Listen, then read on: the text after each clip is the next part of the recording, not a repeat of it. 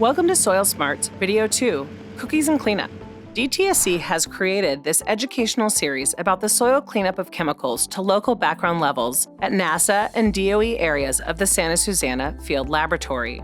These videos are part of a package of materials to help inform the public about the challenges related to ensuring completion of cleanups. You can access the entire series on our website.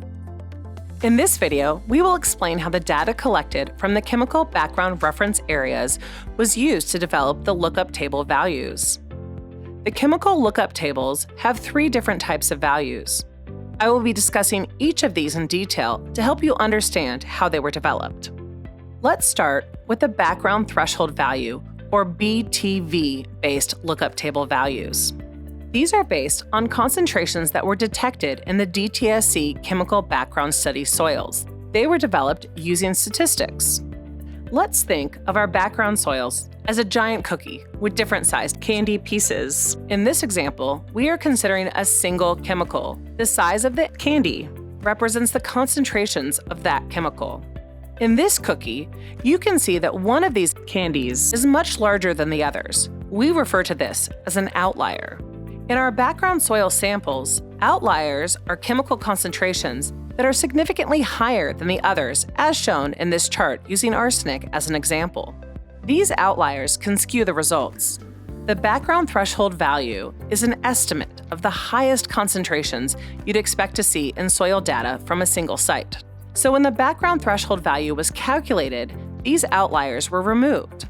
This decision resulted in a lower value, as shown by the lookup table value that is much smaller than that largest candy. Now, let's apply the not-to-exceed approach to our cookie, which represents the soils in our approved background locations. The grid that overlays the image represents bites we would take of our cookie or the samples we would take from the site. One of these bites, or soil samples, is going to fail the comparison to the lookup table because it has the outlier candy. This is a false positive result. We are identifying the largest blue candy as contamination, even though it was an ingredient in our cookie recipe. Just as we'd be identifying those detections as contamination, even though they were present in the local background soil to start with. The next type of lookup table value is one that is based on the background minimum method reporting limit, also called the MRL. A method reporting limit is the lowest concentration of a chemical that can be reliably reported by a laboratory. It can vary by laboratory and even from sample to sample due to the influences of the soil.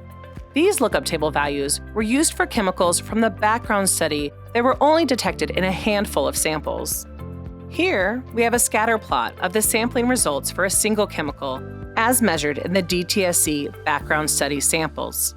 Each dot represents a single sample, and the position of the dot on the y-axis, the vertical line on the left, represents the concentration in micrograms per kilogram. The blue squares are detections, and the orange dots are non-detected values shown at the detection limit for the sample. As you can see, the detection limit varied for each sample. The lookup table value, as shown by the blue line, was based on the lowest method reporting limit achievable for the chemical in the study. As you can see, there were 9 detections above this lookup table value. Let's again think of our background soils as a giant cookie, only now we have different colored candy. These different colors represent different chemicals. Now, the chance you're going to get one of those red candy in a bite of cookie is lower than getting a yellow, blue, or green candy, even though the red candies are indeed part of the cookie recipe and are supposed to be there.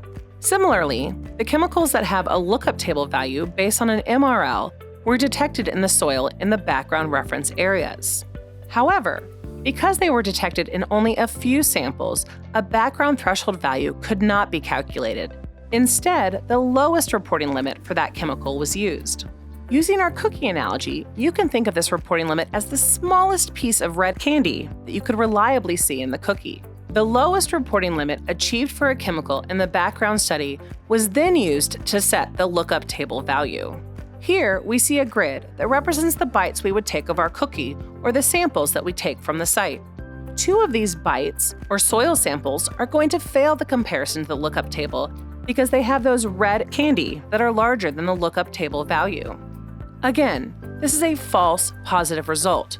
We are identifying the red candy as contamination in the cookie, even though they were part of the recipe and intended to be there. Similarly, we'd be identifying these detections as contamination, even though they are part of the background soils. It is important to note that special methods were used to achieve the lowest possible detection limits in the DTSC chemical background study. These non-standard methods were used to increase the detection of low concentrations in the background soils. Those low reporting limits cannot be reliably repeated in the laboratories, which is critical for evaluating the successful soil cleanup. The third and final type of lookup table value is based on a multi-lab method reporting limit, or ML/MRL. These lookup table values were used for chemicals that were not tested in the DTSC chemical background study soils. Multiple labs were surveyed about the reporting limits for each chemical, and the lowest concentrations were used as the lookup table value.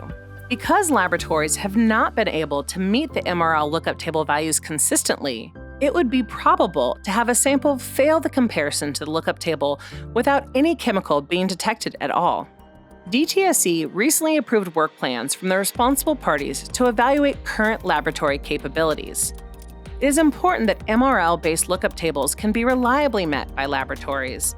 The results of this study are expected in late 2025. DTSC will evaluate these results through a public process to determine if any changes are needed to the lookup table. More details on this process are presented in the Soil Smarts number 4 video, When the Test is Wrong.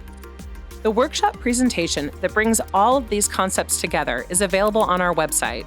Please review the companion Soil Smarts number 3 lookup table fact sheet and the associated frequently asked questions. If you have any questions, please reach out to the team using Stream, the SSFL tool for response, engagement, and answer management. Thank you for watching this video.